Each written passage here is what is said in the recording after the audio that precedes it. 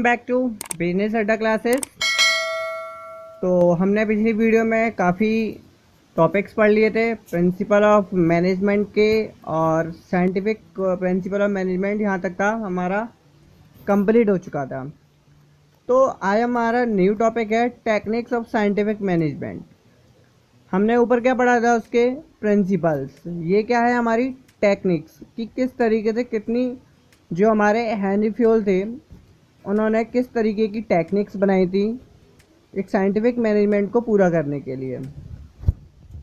तो चलिए पढ़ते हैं। इसी के साथ अपना नया टॉपिक है टेक्निक ऑफ साइंटिफिक मैनेजमेंट। तो चलिए स्टार्ट करते हैं अपनी इस वीडियो को।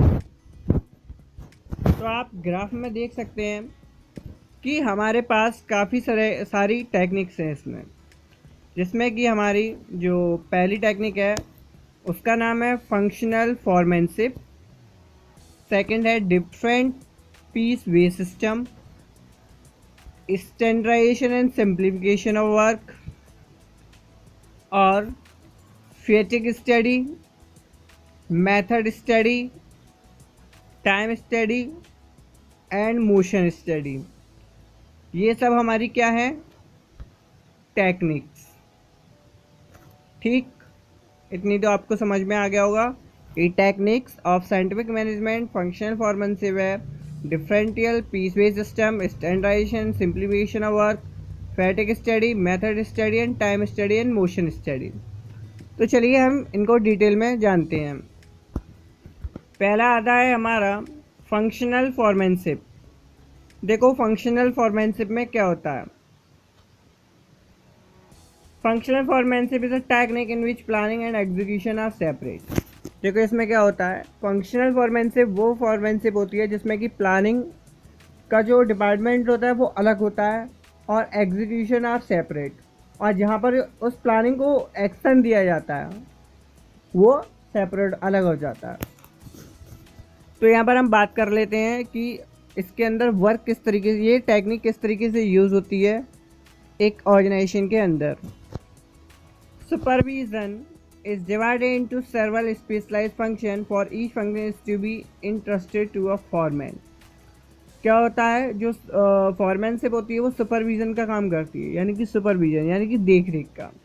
Each function is to be interested to a foreman, और जो पूरा ट्रस्ट कर दिया जाता है एक फॉरमैन के ऊपर कि वो सारी इसके फंक्शंस को संभालेगा उसका ऑर्गेनाइजेशन के अंदर। There are 8 foreman is related process function of production. देखो क्या होता है, अगर हमारी ऑर्गेनाइजेशन के अंदर प्रोडक्शन होता है तो प्रोडक्शन डिपार्टमेंट में फॉरमैनशिप का फंक्शन होता है, जिसमें कि कितने मैन आते हैं हमारे अंदर, इसके अंदर 8 for each under planning and execution who keep watch all work का परफॉर्मेंस। कुछ जो जिसमें से 4 होते हैं वो प्लानिंग में, और जो बचे होते हैं वो परफॉर्मेंस चेक करने में वर्कर्स की, कि वो किस तरीके से वर्क कर रहे हैं, उनकी इफेक्टिव और एफिशिएंसी को चेक करते हैं। तो आइए हम बात कर लेते हैं। इसके पहले देखो किस तरीके से आपके चार्ट में यहाँ देखो एक जो फैक्ट्री मैनेजर है, ठीक, फैक्ट्री मैनेजर के आप डिवाइडेशन किया 2 में, प्लानिंग इंचार्ज, प्रोडक्शन इंचार्ज। ठीक, प्लानिंग इंचार्ज और प्रोडक्शन इंचार्ज। प्लानिंग इंचार्ज में कौन कौन आते हैं, instruction card clerk, route clerk, time and cost clerk, disciplinarian. तो हम जान लेते हैं, देखो कैसे याद करना है। प्लानिंग में कौन आते हैं, IRTD। कैसे याद करना है, IRTD। प्लानिंग में कौन कौन आते हैं, IRTD, instruction card clerk, route clerk, time and cost clerk and disciplinarian. और प्रोडक्शन इंचार्ज में कैसे आता है, SGRI, speed boss, gang boss, repair boss, inspector. ये सारे फॉर्मेनशिप वर्कर्स होते हैं जो कि 8 पार्टीशन में डिवाइड होते हैं। 4 हमारे प्लानिंग इंचार्ज में होते हैं और 4 हमारे प्रोडक्शन चार्ज में होते हैं। और ये हमारा पूरा जो टोटल ओवरऑल कहलाता है वो होता है हमारा वर्कमैन, और ये किसके अंदर आता है, फंक्शनल फॉर्मेनशिप के अंदर। तो चलिए हम जानते हैं किस तरीके से वर्क करता है। आपने इतना तो सीख लिया कि कितने क्लर्क होते हैं, 8, तो हम बात करेंगे इनके बारे में। तो सेकंड पॉइंट हम जानते हैं standardisation and simplification of work.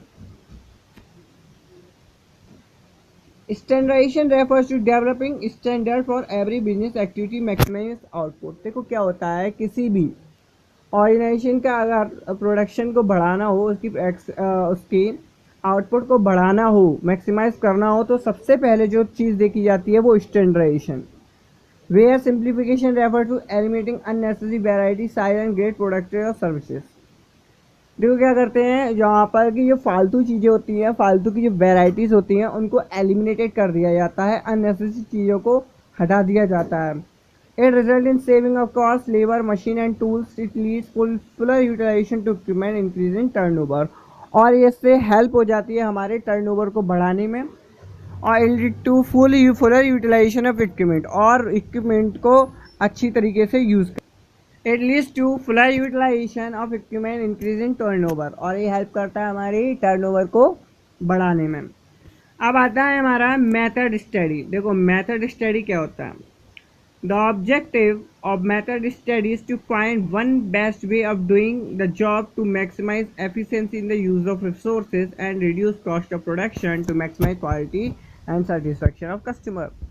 देखो मेथड स्टडी में क्या होता है कि मेथड स्टडी में जो प्रोडक्शन डिपार्टमेंट होता है वो कुछ ऐसी टेक्निक्स को ढूंढता है जिससे कि उसकी जो रिसोर्सेज है वो भी कम लगे, मैक्सिमम आउटपुट आए, और प्रॉफिट ज़्यादा से ज़्यादा हो, और प्लस कस्टमर को सेटिस्फैक्शन हो।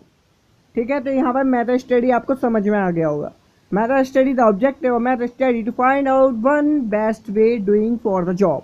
इसको अंडरलाइन कर लीजिए।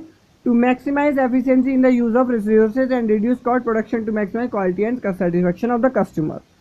ठीक, इतना क्लियर। अब आता है हमारा मोशन स्टडी। देखो मोशन स्टडी क्या होता है, refers to the study productive movements.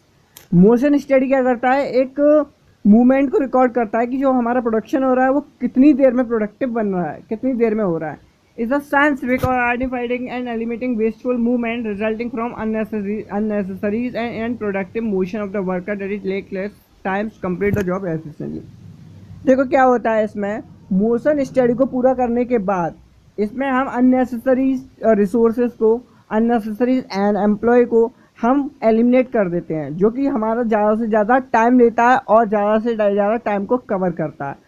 हमें प्रॉपर यूटिलाइजेशन ऑफ रिसोर्सेज करना पड़ता है और working complete the task on time. देखो मेथड स्टडी में क्या आता है, इफेक्टिवनेस। ठीक, हमने अभी पढ़ा था यहाँ मेथड स्टडी में क्या था हमारा एफिशिएंसी, और मोशन स्टडी में क्या है हमारा एफिशिएंटली। ठीक है, दोनों में आपको पहले ही फर्स्ट जो मैंने वीडियो बनाई थी उसमें ये कंप्लीट कर चुका हूँ।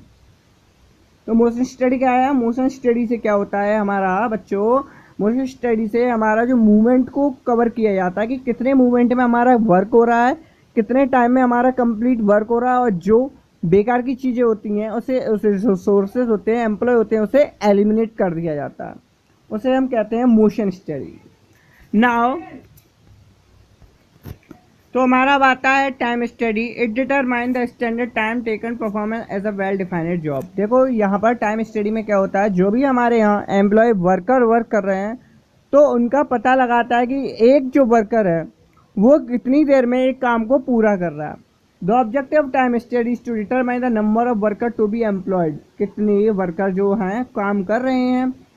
Frame suitable incentive scheme determine labour costage, और ये सब क्या डिसाइड करता है, लेबर कॉस्ट कितनी होनी चाहिए, किस तरीके से हमें लेबर को बढ़ावा देना चाहिए, उनके लिए नई नई स्कीम कैसे लानी चाहिए।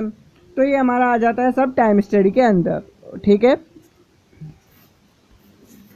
अब हमारा आता है fatigue study. Fatigue study seek to determine time and frequency for rest interval in complete a task.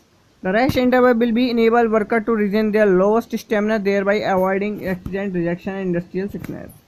देखो फेटिग स्टडी क्या होती है, seek to determine time and frequency of rest interval in the completing a task. Fatigue study हमेशा study की जाती है किसी भी टास्क को कितनी देर, मतलब जो हम एम्प्लॉय वगैरह इंटरवल्स वगैरह लेते हैं, या कोई भी एक्सीडेंटल केस हो जाता है, या कोई भी कैसी भी स्ट्राइक वगैरह हो जाती है इंडस्ट्री के अंदर, तो इन सबको निपटने के लिए फेटिग स्टडी की जाती है कि इन सब चीज़ों से किस तरीके से हमें एक छुटकारा पाया जाए।